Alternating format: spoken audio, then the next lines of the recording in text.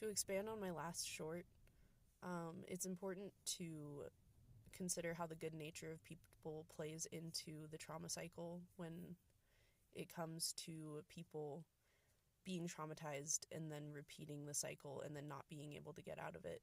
But what I mean by that is in the sort of inevitable cycle where you're blamed for something that isn't your fault as a child, and then you either internalize or externalize it by blaming yourself or deciding not to blame yourself and taking on the brunt of other people blaming you still a lot of the time. You then will go on and grow up to eventually be in a situation where you hurt another person, whether intentionally or unintentionally.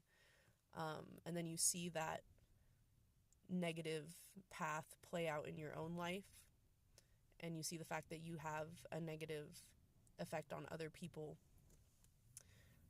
And you may even be able to see that the path of hurting other people is inevitable, and that you will be a villain in someone's story at some point.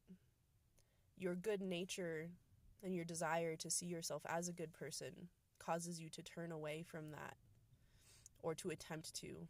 Most people, it causes you to attempt to turn away from the fact that you do negatively affect people and that you can't avoid it.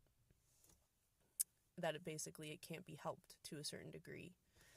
Certainly we can make many, many decisions which will positively or negatively affect other people. And it is important, obviously, to continue to make good decisions to not negatively affect other people. But eventually you will hurt someone, whether you mean to or not. And that can cause a bitterness to ourselves. It can cause bitterness towards life in general. And it can cause bitterness to other people around us.